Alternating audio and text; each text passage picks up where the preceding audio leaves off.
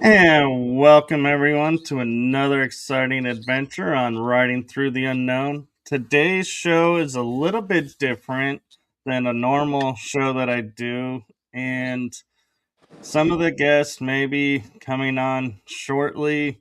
They're trying to connect or looking for a means to connect. And so, with that being said, today's show is a look back into what it does to be a presenter at a conference. And this conference is the Summer Daze Conference that was hosted by Gina Virginia Casella.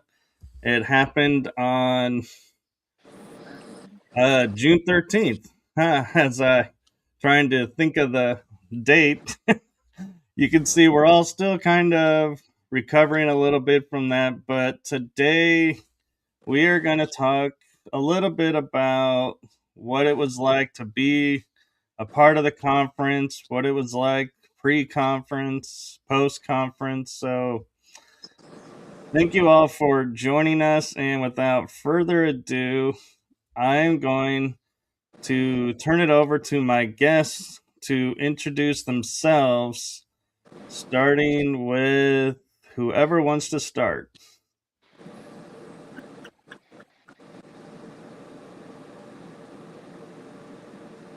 Julia, you're looking like you're laughing, ready to go. Okay. I'm Anchor Haven. I'm a mystical wellness guide and experiencer, and I have a very similar channel to Michael. We talk about all things weird and wonderful, esoteric, stargates, time travel, super soldiers, and cloning is my specialty. So yeah, so that's me. I guess I'll go. I'm Missy Hill, and I'm a paranormal historian, psychic grid reader, boots on the ground, kind of like a land shaman, and I guess that's it for now. I'll get into it more, and I'm enjoying being here. Thank you. And I will go next. I'm Sheila, your spiral sister Murray, and I'm into all things woo. I study diverse religions and spirituality. I am an interfaith minister, but more than that, I really love digging into everybody's stories and how we can uplift each other, how we heal each other. And I didn't even know why I had this black shungite pyramid until Saturday. And Saturday at the conference is when I learned why this came into my possession. Oh, cool. Do you want to share why that was? Well, I know that it's absorbing negative energies, but there's a whole lot more that Gina and Julia Anchor Haven can talk about. And I'm sure even some of you can continue to talk about why this is important. So I will leave it right beside of me, because I'm still learning. Okay, and then there's Slavka. I hope I'm pronouncing your name right. Yeah. Hope you can hear me. We can hear you.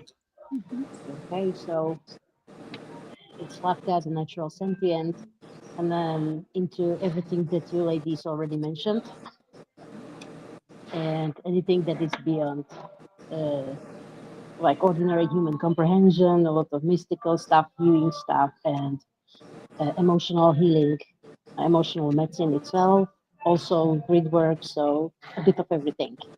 And I'm very happy to be here and to finally actually be on your channel, Michael. So thank you very much.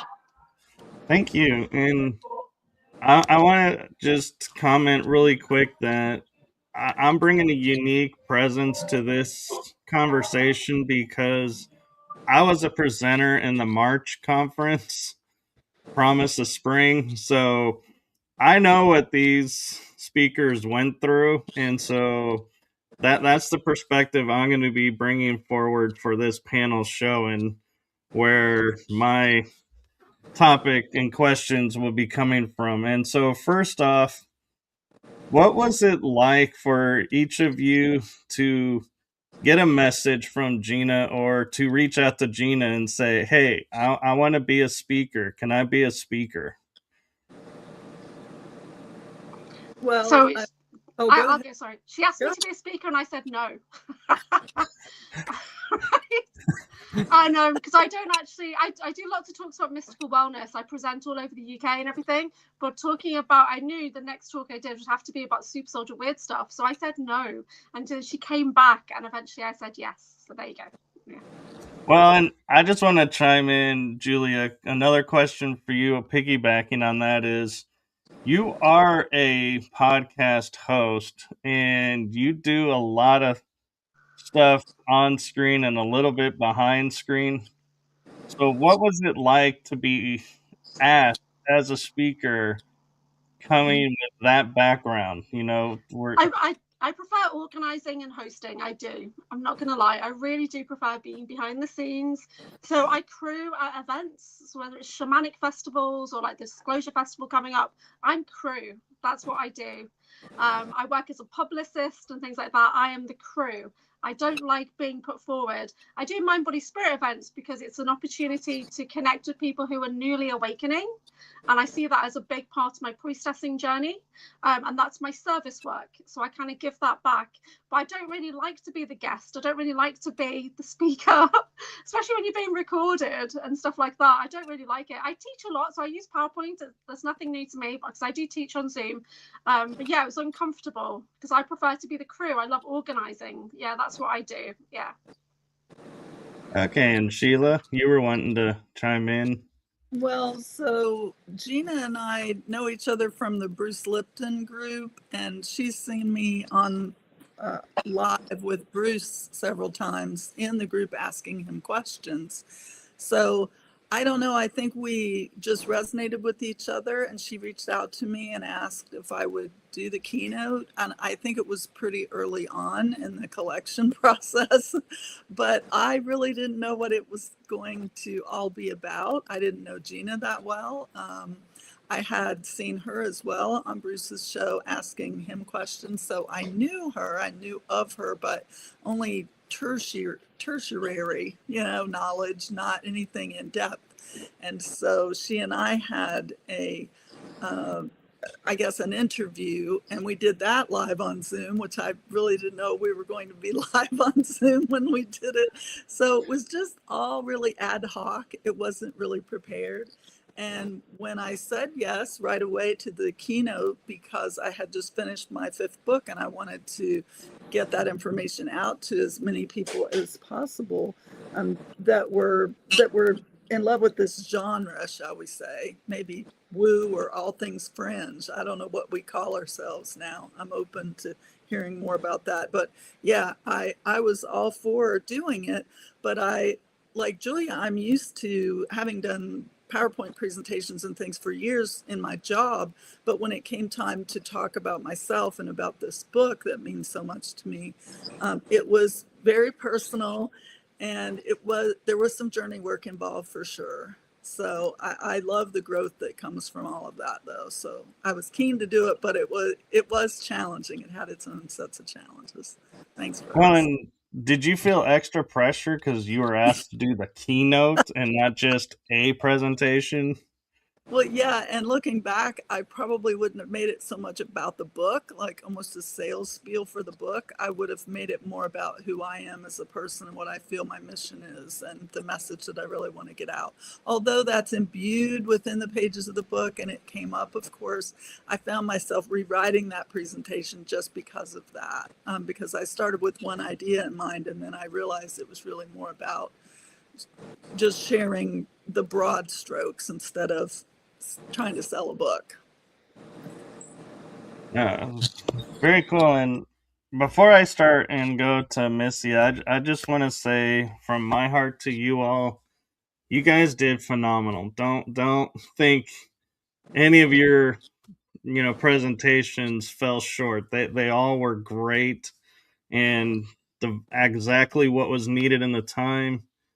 And to answer your question about what do we call ourselves now, We're Dragon Dreamers now. That's the title Gina has given us. We're Dragon Dreamers. And so, Missy, do you want to share Oh, your... sure. Yeah, this process started with Julia for me. Julia asked me, would you like to be a speaker? And I said yes right away because of the fact that I knew I needed the practice because she said she'd help me with some of the behind the scenes technical thing because I feel like I have to backpedal because see, I've always been a hands-on person.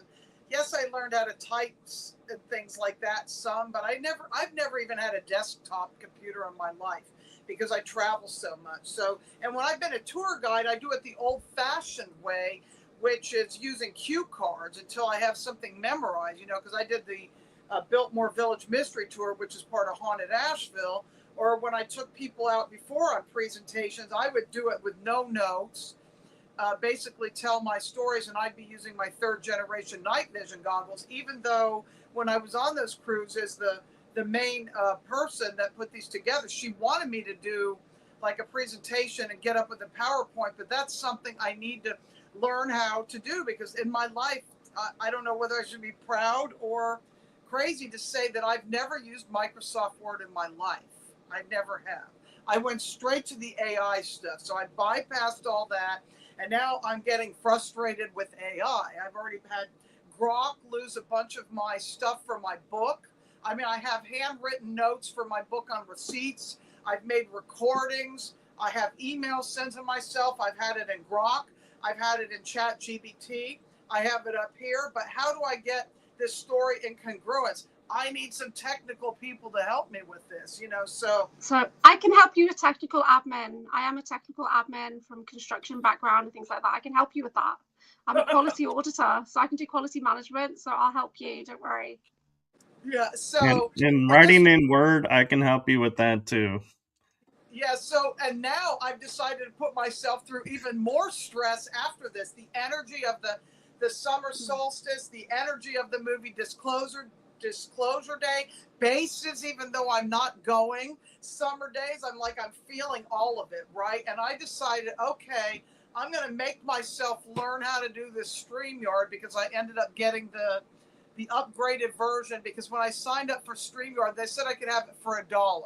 Then they said I could have it for $11 for a month. And then that went away. And I don't even know what happened, but they said, okay, you can have StreamYard, the highest end version that's normally $88 a month for 1 week for free. And it's supposed to do all these things. And I've learned how to make some of these, what they call clips, these short videos, because I have a problem with, another thing I have a problem with is storage. So I either have to buy storage from Google or iCloud or somebody else. I really don't like Google much, but because I have to constantly be deleting things because my Gmail says to me every day, you have 0% storage left. Well, Missy, I can't speak for Julia about this part, but StreamYard, because we're on StreamYard, I can help you with that and help you navigate it and find out the right level of StreamYard you need to be at, because even I'm not on the top-notch StreamYard yet. But right. So it's free. That's the reason.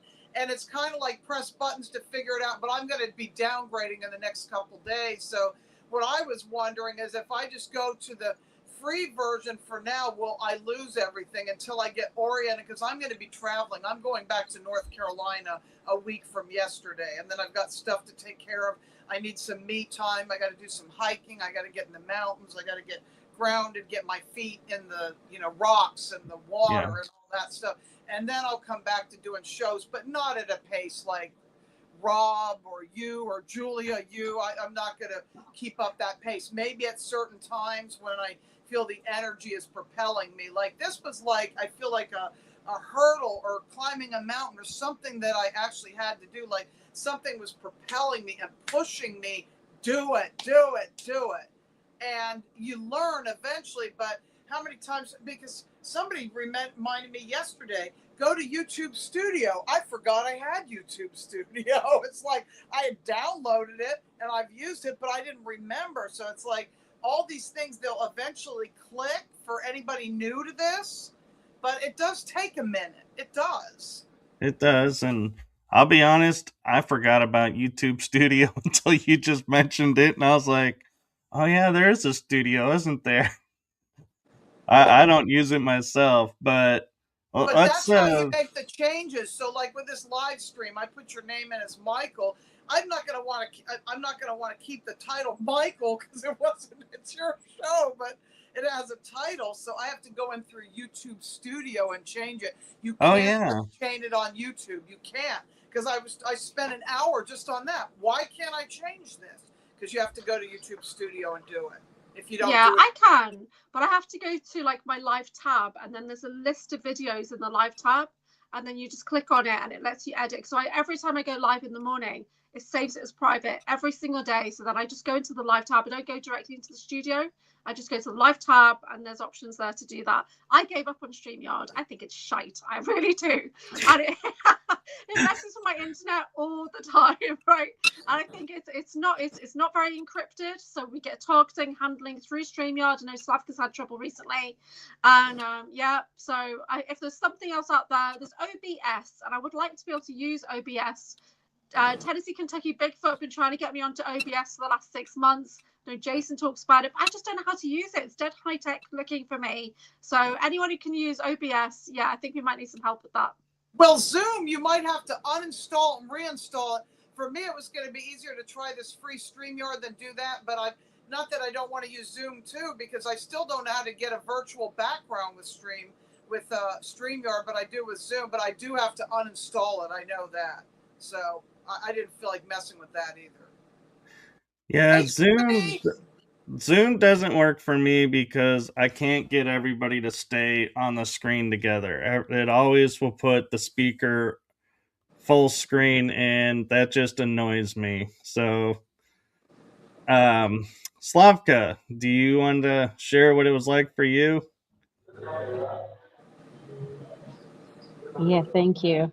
I can relate to what you said, Julia, because lately I had a lot of issues with StreamYard. So I'm thinking that I will do it either from the Zoom or I'll change for some different website.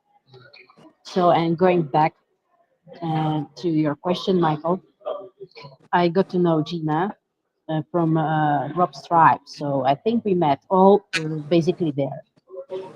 And when she asked me to participate, it was for me like, wow, like thank you for considering me, because I never did it before.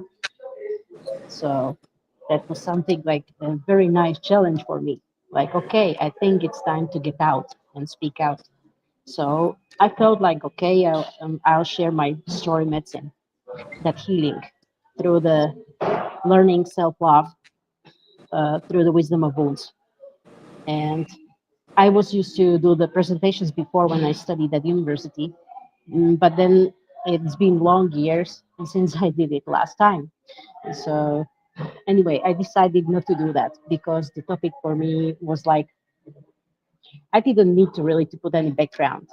The important was the content that I wanted to share. So, and I'm really grateful that Gina asked me to participate. And that was actually mutual healing for me and hopefully for the audience. Yes, and I am grateful, that everybody was able to present and to share their topics. And I have to admit, coming from my background, I've told Julia this about hers, but each one of you, I don't know that I could have done the presentation that you did the way you did it, because I get lost in details and I go on tangents, and I'm infamous for starting on one topic and then we branch off, and then that branch we just keep going on other branches, and I forget that I have a topic to I'm supposed to be talking about. So I commend all of you for being able to create not just the presentation, the visual and everything, but the fact that you were able to stream through the topic and stay on it. And if you branched off a little bit, you brought it back, and it was like you tied it all together. So great job on doing that. And my next question for all of you is, what was your preparation like the day of? What did you wake up with like extreme nerves and being like, oh, what in the world did I, sign up and agree to do? What was I thinking? Or were you like excited and going, okay, is it time yet? Is it time yet? I want to get my turn. Yeah, so for me, it was later in the day, wasn't it? So for me, it was like afternoon time that it started. So, and I get up at 5 a.m. anyway, but I'd already sent the presentation over. So there's nothing I could change. There was nothing I could do. I just had to trust that it was going to work out. So I just focused on grounding as much as I could. But right before I went to present, I almost cried. I really did. I think I had tears coming down right before I was about to present. It was very intense, emotional. Yeah. And and mine wasn't even, I mean, Slavka's was so beautiful, like, heart opening, womb healing, that kind of energy is coming in, really vulnerable. And mine was different, but still vulnerable. But yeah, it was hard to, I think I medicate. So I took my heart meds, and that slows my energy down is what I did. I know that sounds bad, but I meant to take this medication. I hardly ever do, because I love being high vibe. I don't want to be like zonked out. But right before, I thought I'd better take my medicine to slow myself down, or my blood pressure is going to spike too much and we're going to have a medical emergency. So I did take my medication that day. Yeah. And I gotta say, Julie, if that's your slow mode, I would hate to see you presenting at a fast normal mode, because you were like, I even told you, I was like, you were hyper focused, and Yeah. it was like nothing anybody said or did. You were like oblivious and I just wasn't looking focused. at the charts at all. I couldn't look at the charts. But when those phone calls came through, the first one, and I'm like, how the hell did this happen? My iPhone just keeps allowing phone calls through now when I'm on Do Not Disturb. And something's wrong with it. It's definitely targeting, especially because who it was, when it was, they had no idea why they'd phoned me. It was definite targeting. Yeah. So Sean Bond, when you do a session with Sean Bond, he says, what's your, rate your energy from 0 to 10 right now. And I always say 15. Right? I'm a 15, just on a general day, I'm a 15. And I do have troughs which go down. Right now, I'm about 23 off the charts because I've had a temple day. So my energy is always very high. Yeah. Okay, there you go. Slavka, you want to go next? Yeah, I can totally understand. I also felt like, oh, I want to like give out my best. And actually, last minute, I did some updates and adjustments to my presentation. So yeah, and then I was really last minute finishing it, and I got connected, and then of course it was okay at the end. So yeah, but it was like some responsibility, like first time speaking. So yeah. Yeah. No, I get you, because it was my first time speaking in March, and it was quite an experience. And so I totally get where you're coming with on that one, Slavka. I'm gonna ask about that in a moment. And so let's give Sheila and Missy a chance first to answer the question. Well, I was excited, and then I normally never get nervous while I'm presenting or speaking, because I put my focus, my consciousness out onto the audience, which is just something that I do. And I think from doing emotional freedom technique and teaching that, it's not about me, it's about we, So I remind myself of that. The odd thing, though, was once I started presenting, I think it was because, like Slavka said, I too had made some changes the night before and even the day before. And so I was getting lost in my little 3.5 by 5 cards a little bit and repeating a couple things, and that threw me off. And then I started to get I felt the little jitters, the little nerves. And I'm like, okay, I had to say that to myself again and take a breath. It's like, it's not about me, it's about we, and put that focus back out on the audience. I think I looked at the numbers too much. I looked at like when there were 6 people or 8 people watching, 9 people watching, and I'm like, damn, there should be more people watching this. So it was that kind of interplay that was going on with me, that I probably will not do that again. And also the time, we were limited to the 35 minutes, and I had timed my presentation all through the week practicing it.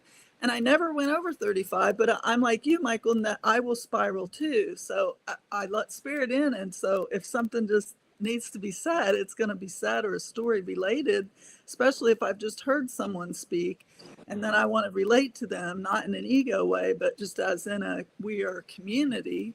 And of course the book's about we are all connected, so it fit. But it's like, now I don't know what time it is. And I didn't go back and look at like our private chat or anything like that to get any kind of countdown. So I think my lessons learned would be, if I do this again with Gina, I know, just keep going until she stops me.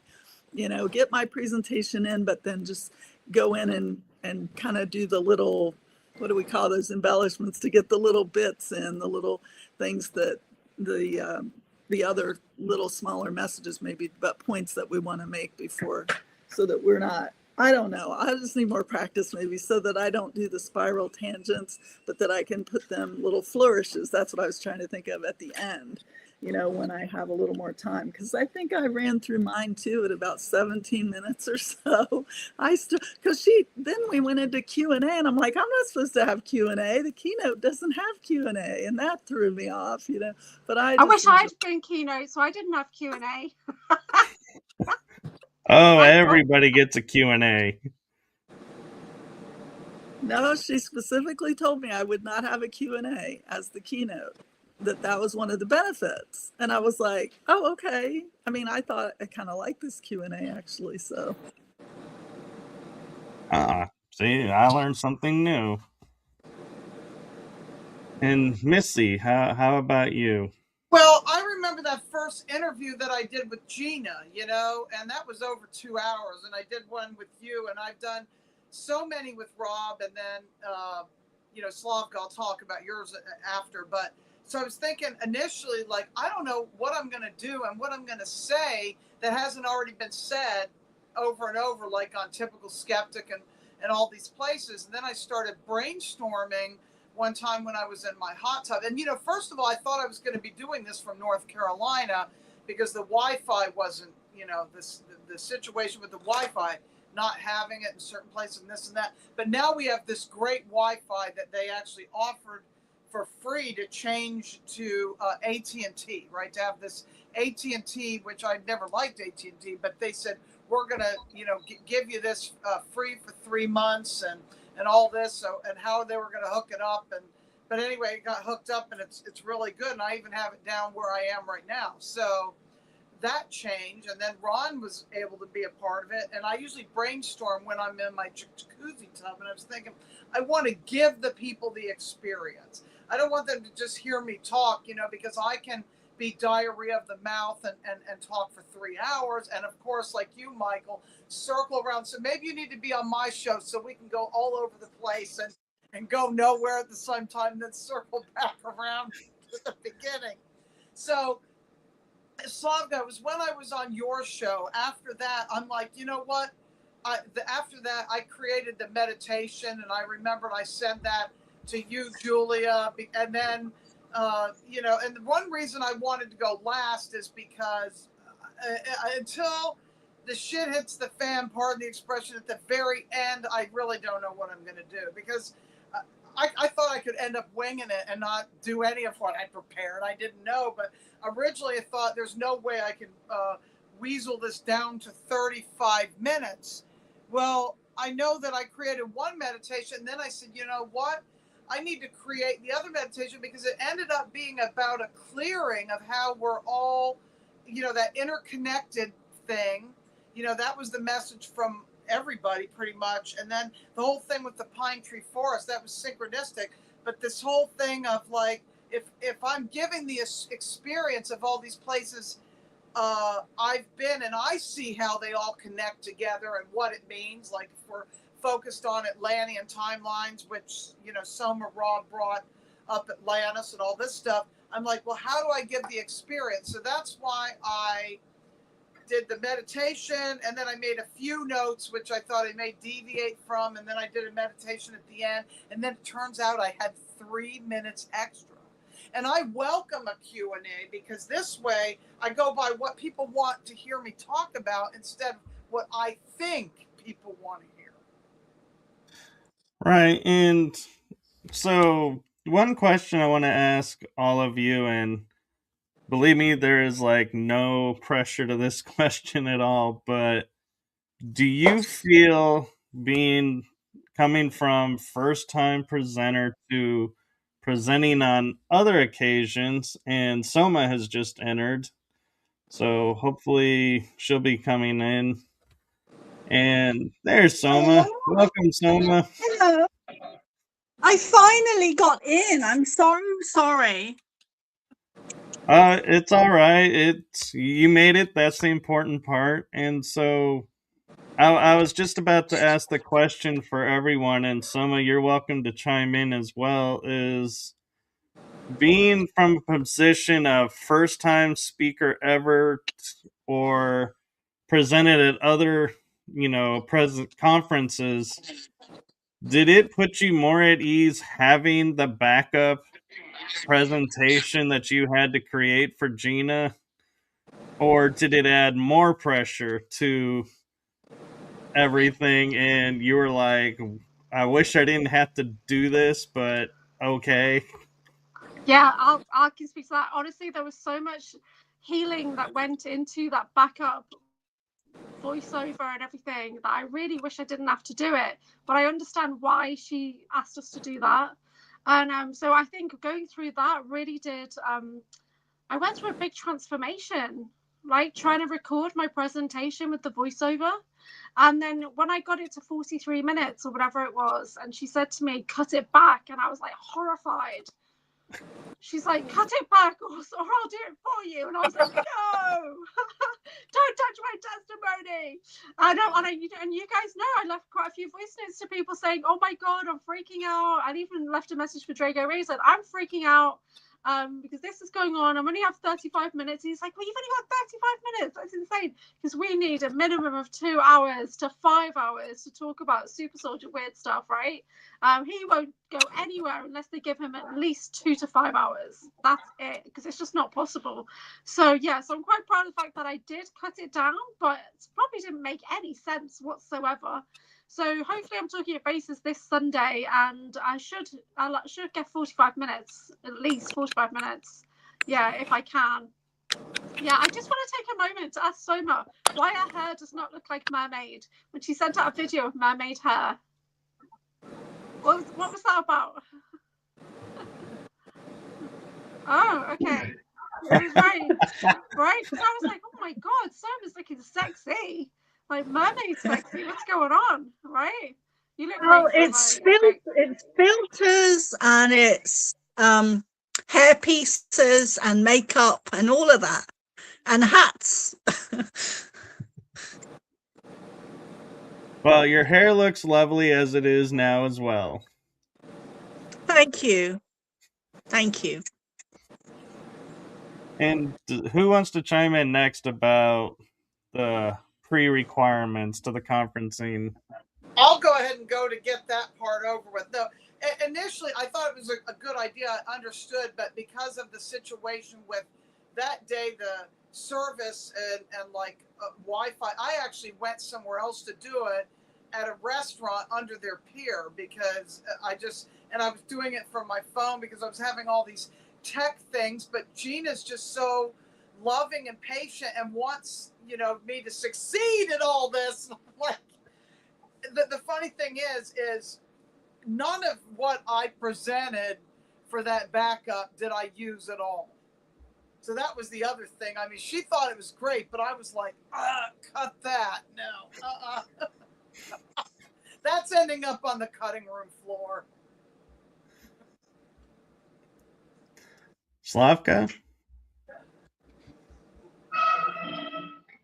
I was very honest with Gina since the beginning, and I just told her, like, I just don't know how I should do that, how I should narrow it down, because I had like the text and it was like, it was a mess. So, and she kindly helped me. She already mentioned that yesterday in our live stream. I was really grateful for her assistance, because it helped me really to find the structure,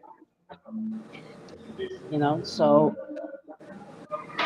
yeah, I mean, I told her directly, I asked for the help, because I didn't know actually. And first, when I recorded my presentation, it was just like 20 minutes, and I said to myself, okay, that's not enough.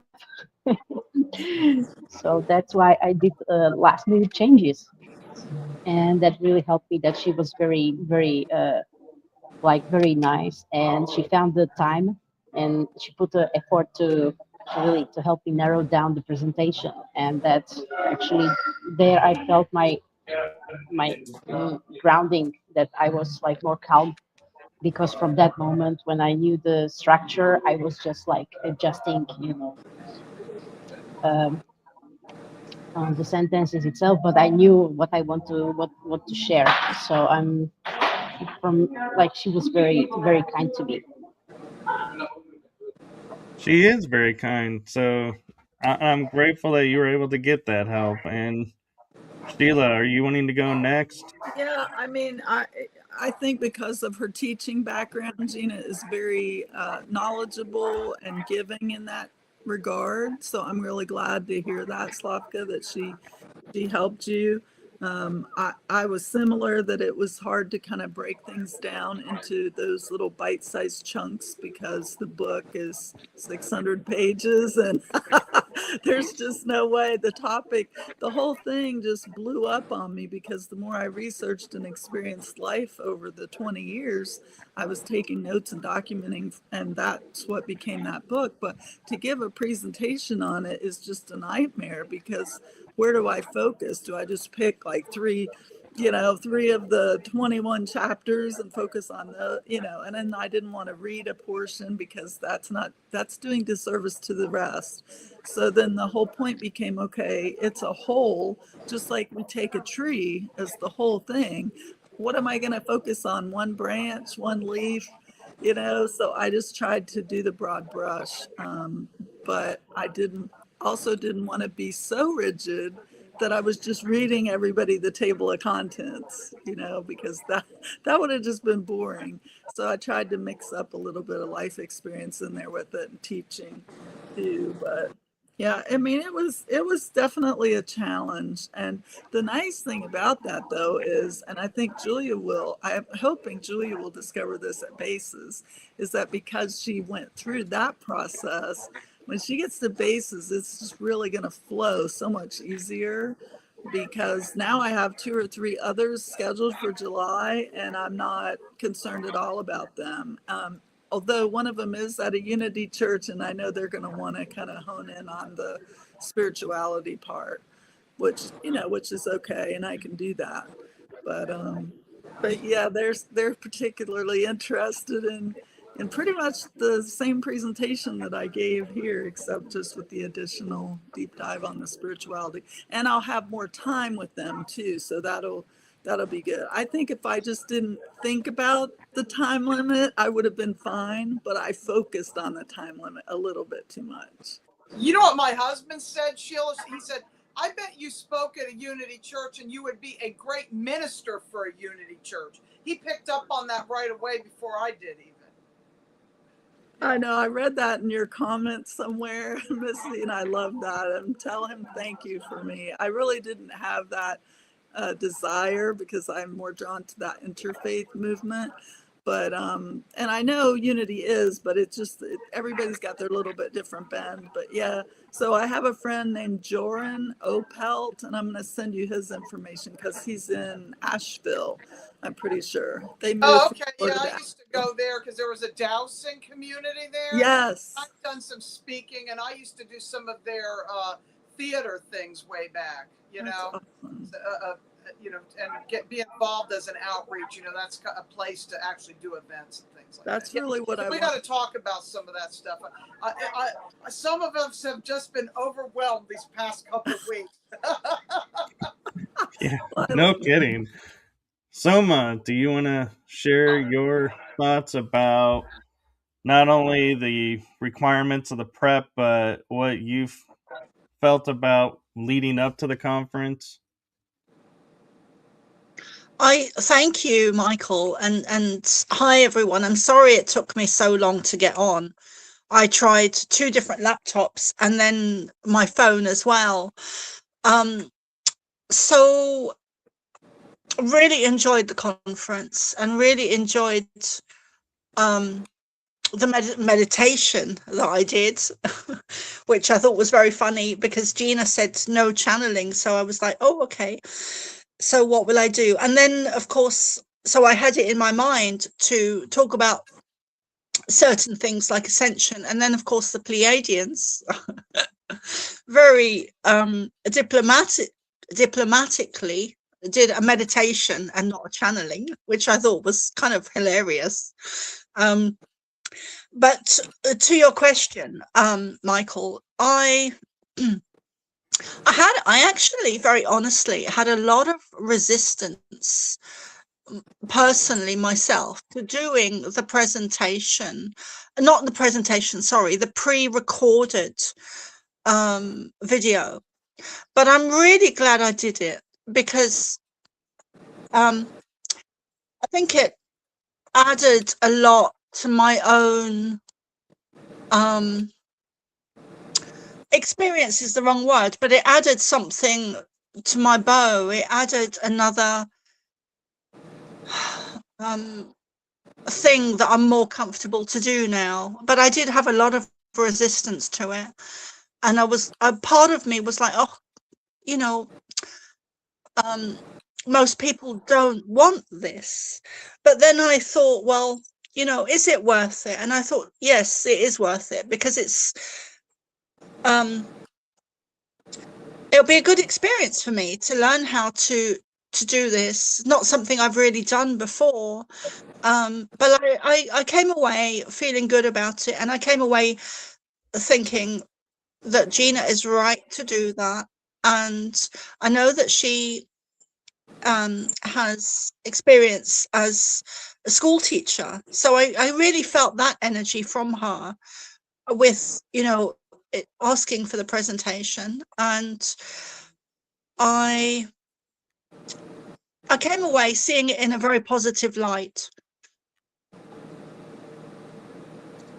I agree. And one of the questions I asked earlier before you got on, Soma, was, and I'll give you a chance to answer now, was what was it like to have either Gina ask or you ask to be a speaker at this conference? What were your thoughts around that? I was very excited, very excited, very honored to have been asked the conference. Really? Is that on our end or is that on her end? I think it's on her end, being in Ireland. It's okay. And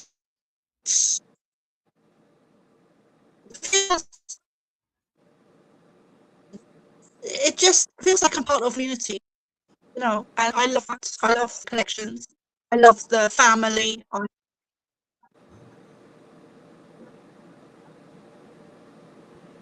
Michael, why she's frozen?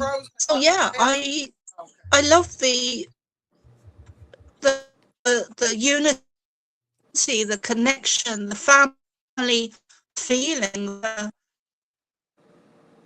inclusion, and all of that. So I'm looking forward to doing more with all of you guys. And am I frozen? You're cutting in and out, but we got, we heard you say am I that frozen, guys? A little bit.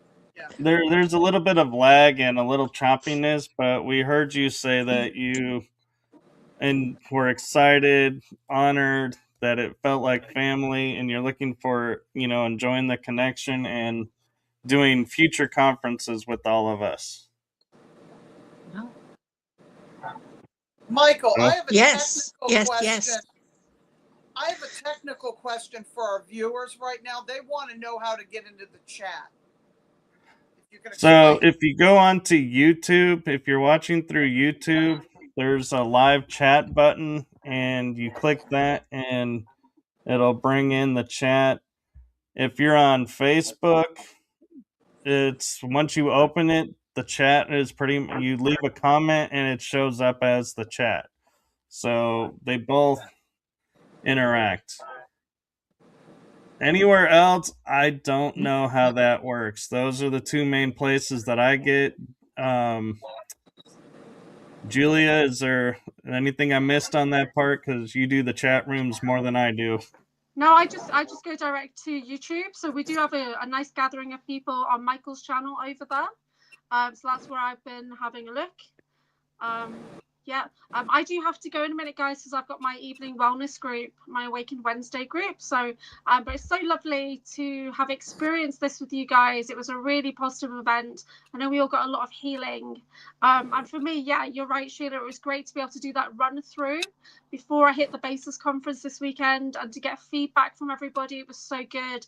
And Jason and I have been talking about things behind the scenes of like what to include, what not to include, and things like that. So that's been really, really positive. So yeah, I appreciate everybody. Thank you so much. Yeah. Before you go, Julia, I want to give you one last question, and that is, what was the highlight to the conference for you? And don't say the ending. I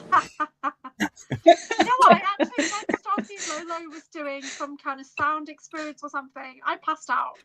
So I must have had an upgrade, right? So that was quite positive. So I came back and I was like, oh, whatever, that's so cool. And then my super soldier brother putting out that positive post about me and him right at the same time I was doing my talk. So it just really solidifies that psionic connection that we both have, for like everybody to see that, yeah, we really do have telepathics going on there. So because he didn't know what I was doing when I was doing it or anything like that, so it was really cool. But it's because I've got the Basis conference coming up. So shout out to Drago Reed for being a very supportive super soldier brother. Thank you so much. Yeah, so take care, everybody. I'm going to catch up with you all later, and I'll be doing random updates from the Basis conference now. I'm traveling down there tomorrow. It all starts on Friday night, and I should be connecting with Rob, a typical skeptic, to do some behind the scenes. Slavka's going to help set up some side podcasts. So Slavka's going to be live streaming from the event and connecting with Rob, a typical skeptic. So yeah, Slavka, I'll see you soon. I'll send you a message. Yeah, see you, Julia. I'm very excited to give you a hug and see you in person. It's going to be so cool. And I'm very little, Slavka. I'm like short and round, so it's good. When you see people in person, it's so weird, because I know Sean Bond is going to be dead tall. Dr. Amir's tall as well, so it's so strange. But we'll get some great photos over the weekend. I better go and open up my Julia. Yeah. Julia, give Laura Eisenhower a big hug from me, okay? Yeah, will do. Yeah, so I'm seeing Laura. There's loads of people coming from all over right now. So I did put out a post on Basis Project saying safe travels, everyone who's coming from abroad. Safe travels and lots of ease and joy in the travels for everybody over the next 2 days. Yeah, because we're literally converging. There's lots of Merlins converging as well. So we're all bringing our Merlin energies. And today I was in Priestess Temple. My energy is massive right now with Magdalene Flame energy. And then I go down to the Isle of Avalon tomorrow So that's going to be coming into the meditations that I do next over the next 2 weeks. It's all going to be Avalon energies getting anchored through, which is so awesome. All right, bye guys. Okay, I'm gonna wear Bye, this Julia. for Avalon. That's for my next show. Oh, yeah. And actually, Michael, I will get to run as well because I get to prepare for tomorrow. I'm flying to London and to direction to Basis conference. So Yes. if you don't mind, I would like to. No, that's totally fine. And if you don't mind answering, what was your highlight to the conference before you go? Well, for me, the highlight was that high vibrational energy that everyone was part of it, and that flow itself, and the medicine that we received, that we were giving and receiving. That was the highlight. I can't say anything like particular because I enjoyed it all. The flow itself and everyone that contributed, it was so healing, uplifting, and it was amazing. So, and highlight was actually as well the feedback from the audience and the comments and questions, and you know that, yeah, that was the mutual healing and the satisfaction and that everything that perfectly went well. Organization, Gina, kudos to all of you. Really, congratulations. Thank you, Slavka, and safe travels and have a wonderful time at Bases. Thank you, and I wish we could meet there all together and just to see and just to hug each other. So hope to meet you all. Thank you very much. Much Thank love. you.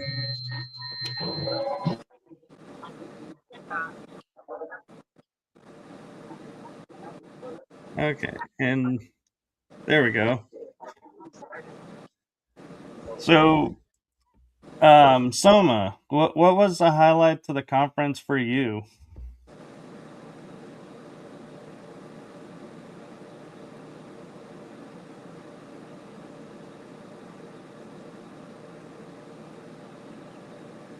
I think we're Soma's.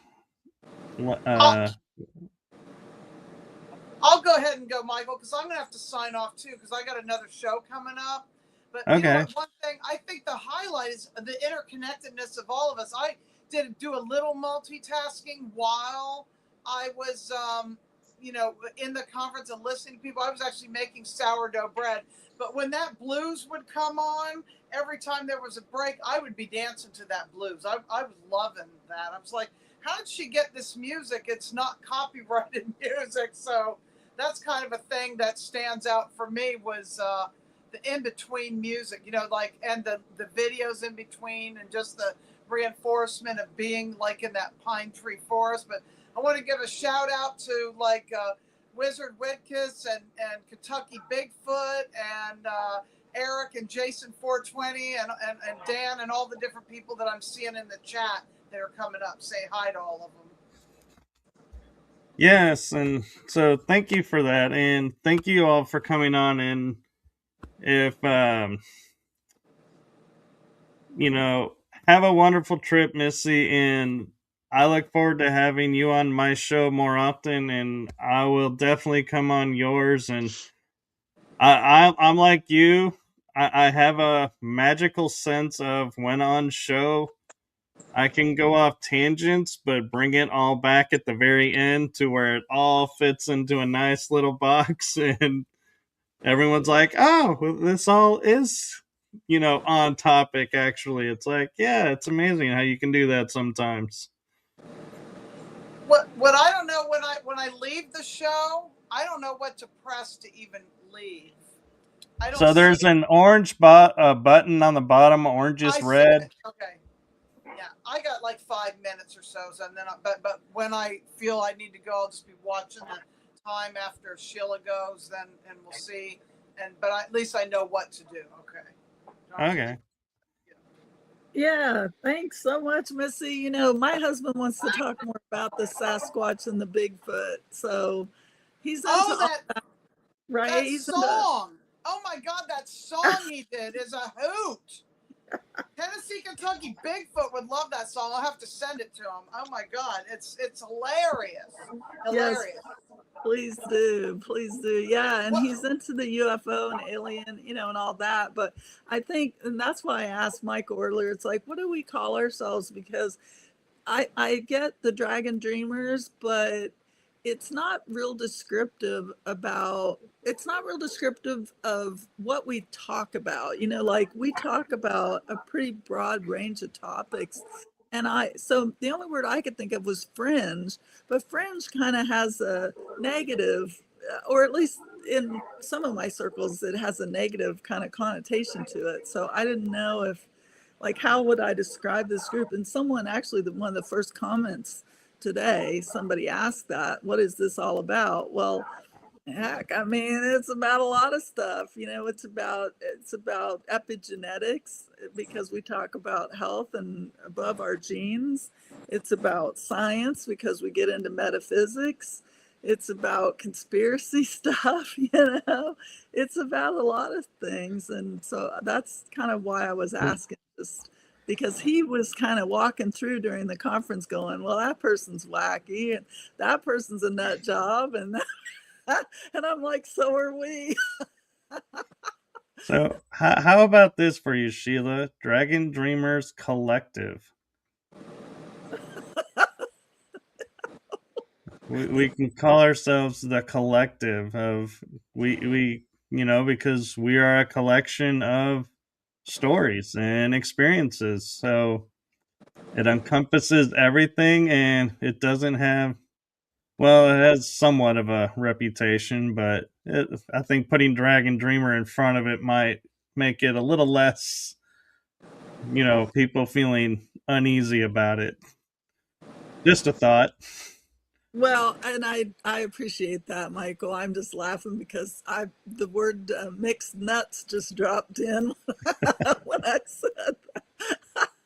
So no, I don't mind. Maybe I'll start one called the Mixed Nuts or something, but it's kind of got a masculine tone maybe, but my mom taught me how to crack walnuts when I was a kid, so I always enjoyed that with her. But I don't know, I'm just being silly now.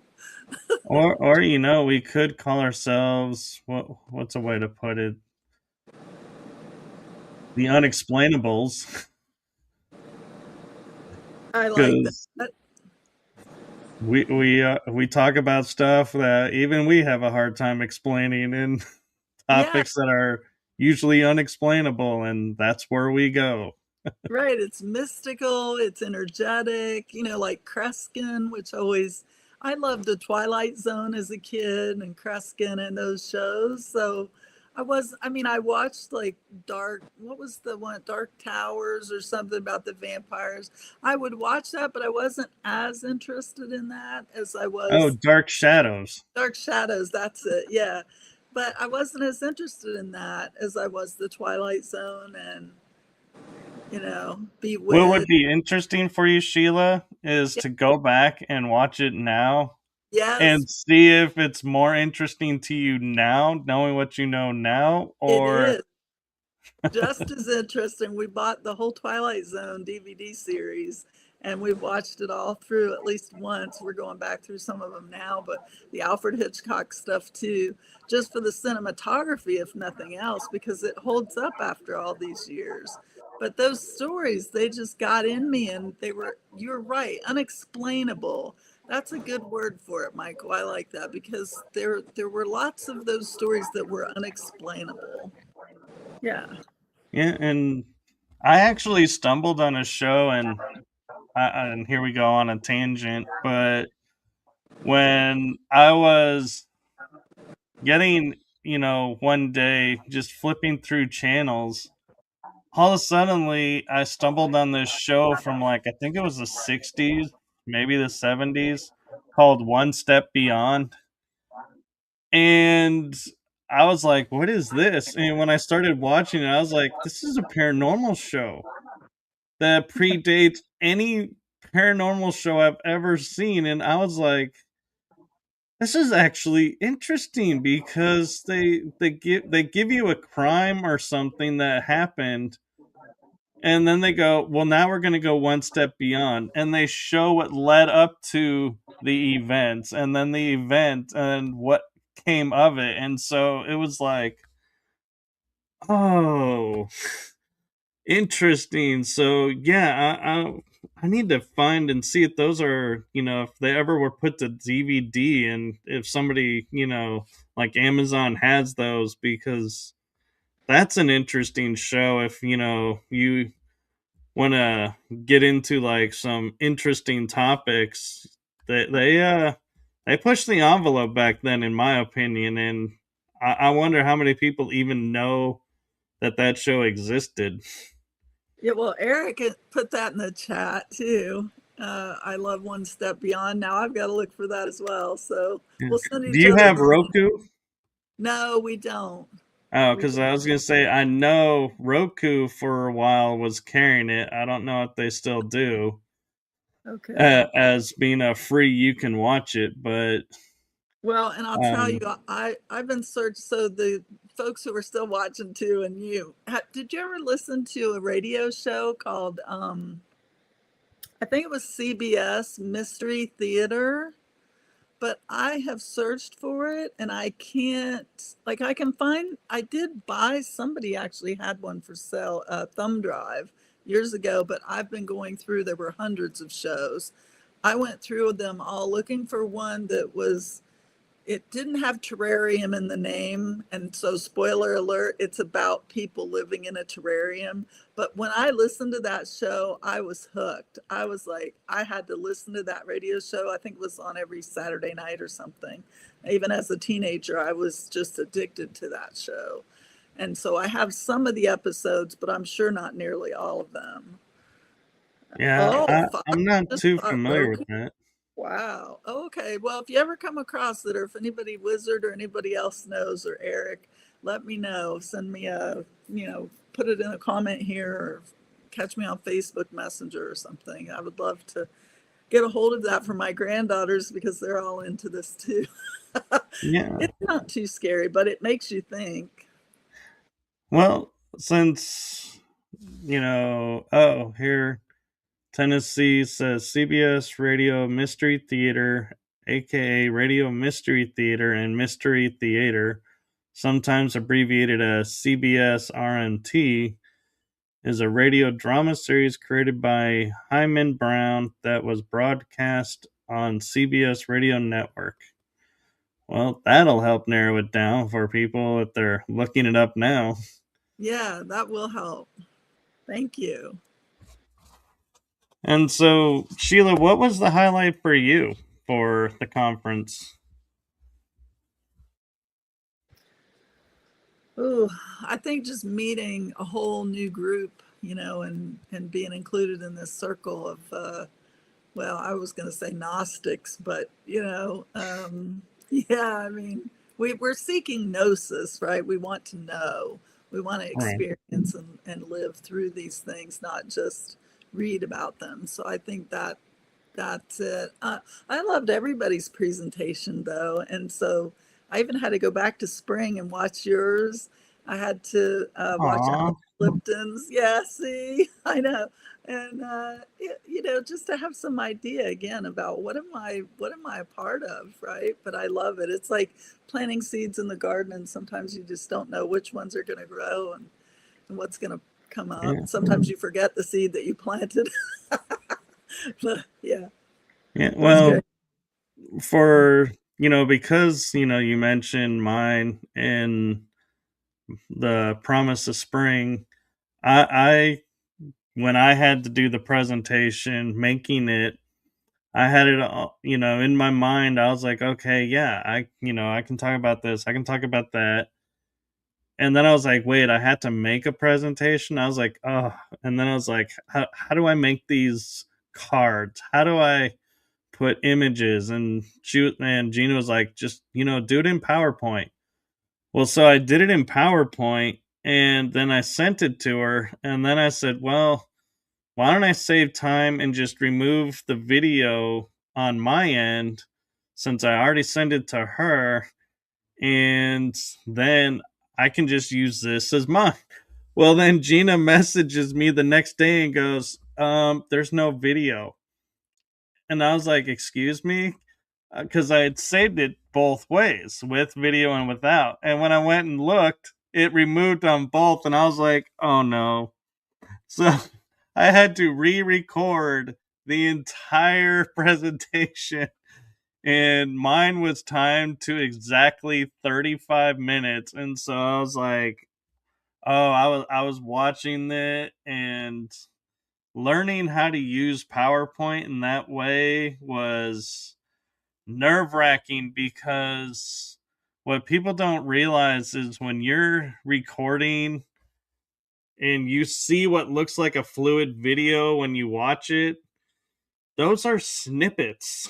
It when you go to move to the next slide, you have to pause it to go to the next slide, and then hit record, and then it records for that slide, and then you have to keep and so it's actually a process. But yeah, I was grateful to have it as a fallback, because I was like, I was one of the first ones, and so I was nervous going, God, what if I oversleep? What if I miss? So I was grateful to have that. And I honestly thought it was great to have from everybody, because if somebody couldn't make it last minute, you have something to fill that time slot. And or if somebody's, lost power and couldn't get on, you're not holding the conference up waiting for them to get to a location. You just play the video, and the conference moves on, and they show up for Q&A if they can log in. But to me, that was the benefit of that and what I appreciated about it. But I will say, though, much like you were saying, about it's like a stepping stone, that a friend of mine in August, I think it's August, I'm pretty sure it's August, but he's putting on a conference, and I was like, hey, do you need, speakers, what's this up about? And he was like, yeah. And so I'm actually doing a different topic for that conference, but I'll be a part of that. And so it's like, I'm like, oh, I'm now on the conference circuit thanks to Gina. Yes, And I know. so I sort of feel that way too. I don't think I ever want to do a conference, but to take part, yes, I would yeah, definitely take part again. I will say, somebody asked me, I think on a show or on an interview, they're like, why don't you do a conference? I'm like, no. One, there's the cost factor of if you're doing it in person, but if you're doing it online, there is way too much information flowing around all over to do a conference and keep together, especially when I do shows, and some months I do less shows than others, but still, that's very time consuming for me. So I'd be like, okay, I got show done. Now I got to do conference, and it'd be like no life. I'm like, I'm working on creating a show balanced life field, Right. and adding a conference in, I think, would just throw that all out of whack and be like, oh yeah, no. No, I totally agree. And I'm retired, so I have more time, but I've got a lot of different irons in the fire with the writing and the marketing of the book. And then my eldest granddaughter's coming in right now singing. But my husband has me, well, my husband's a musician and a songwriter. So I have been using OBS to live stream our music radio shows. And, but so I've really been busy with those, and then I've just recently started doing some video book reviews, more as a way to hold myself accountable. I thought even if I have 5 people that look at this stuff, right, it doesn't really matter the numbers, though it would be nice to one day get a check from YouTube, but that's maybe pie in the sky. So I just figure, I'll do these book reviews as I get about halfway through a book. I'll do a part one, a video audio book review, and put it on YouTube. And then when I finish the book, I'll do that for the end. Hello, granddaughter.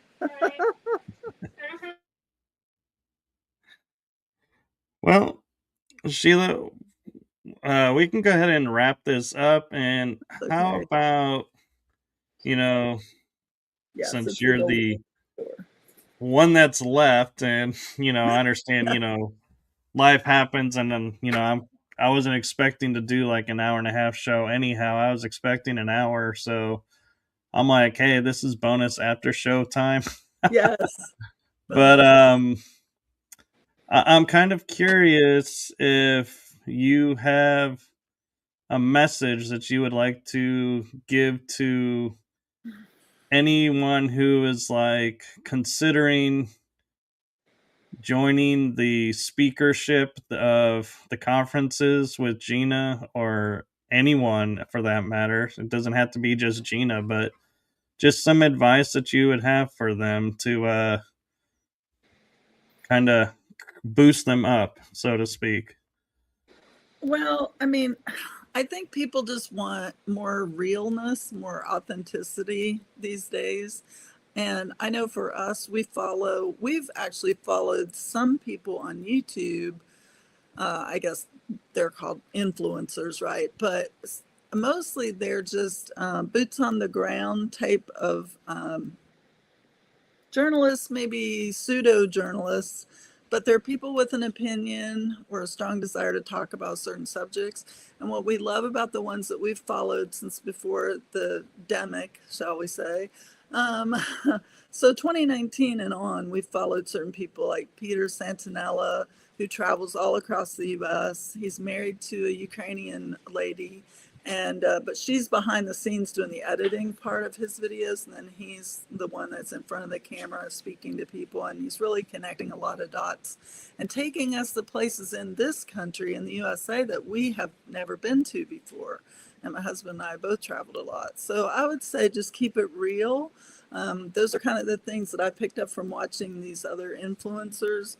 Let the public, let people see your missteps or your mistakes, because one day they may be in front of the camera and they're gonna have a mess up here or there, and we don't want them to be judging themselves and hard on themselves about it. Life happens.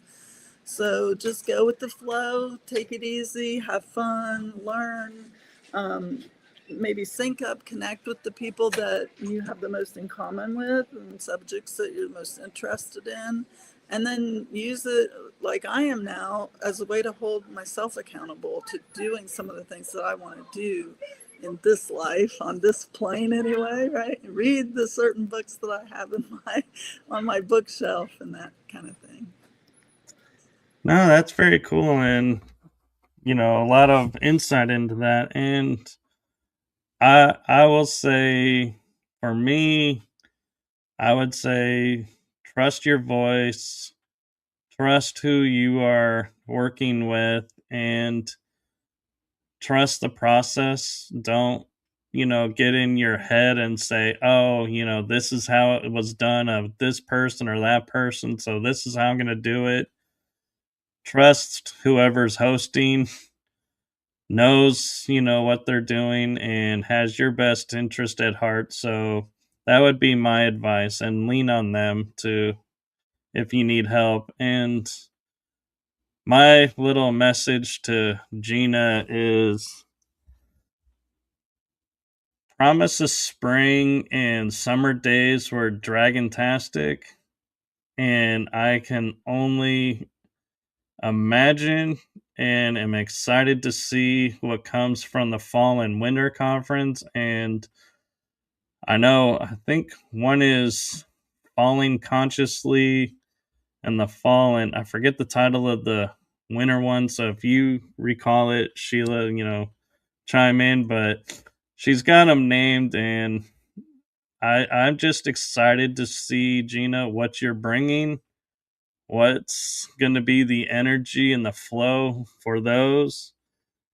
And I am excited to see what my role will be for those. And Sheila, if you want to take a moment and give a message to Gina, you are more than welcome to.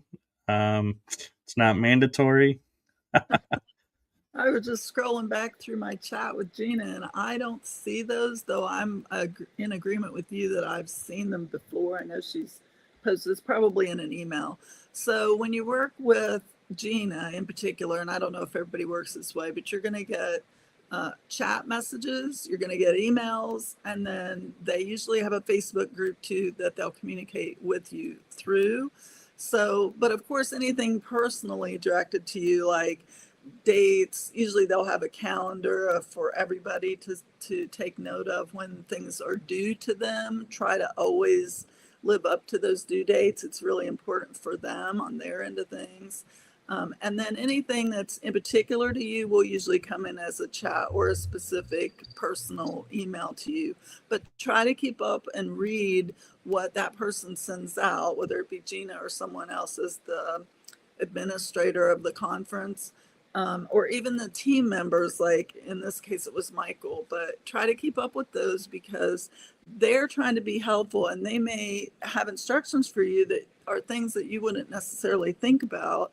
And then, like Michael said, to reiterate, is always ask for help. I had to learn that actually. My eldest granddaughter, she's 14 now, but when she was 4, so 10 years ago, and I'm 64 now, so that means when I was 54, I had to learn, little help, please. Just remember that, like, just ask, say it that way, little help, please.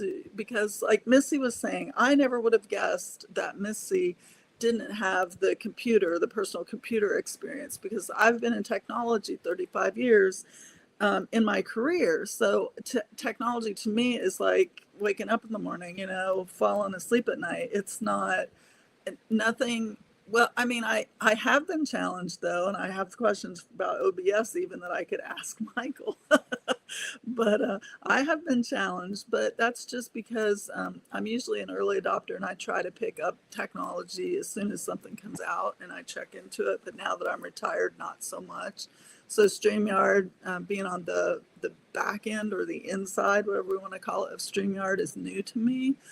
But Zoom I've used for years, and I have written several books, and I have published on Amazon myself. So I've had to learn and grow and get through those challenges and obstacles and hurdles. So I have that maybe puts me ahead just a little bit of some of the other presenters and speakers, so that I'm not so worried or don't feel so hesitant, because I know, and I'm speaking now to a couple people that I know I'm hoping will watch this, because Gina had actually asked them and they were too hesitant to say yes to joining the conference, and hopefully they'll join in the fall or the winter, because I think a lot of people have really strong medicine, good medicine to offer, but they're scared, and scared is sometimes a triggering word. I know it is for me, but sometimes we're just hesitant to embrace the technology. And so she'll give you a list, at least in Gina's case, she'll give you a list, and you can just check off your items as you do things, go down your list and ask for the little help, please, and try not to be intimidated by the process. Like Michael said, trust the process, because you will grow both as a person. You'll use it in other areas of your life, what you learn, as well as a presenter, as well as if you have a message that you really need to get out into the world while you're living your life on this plane. And yeah, I think that's it. No, very cool. And while you were talking, I remembered some pictures, and I remember seeing the conferences on a picture, and I found it. So the December conference is Seasons of Dreams.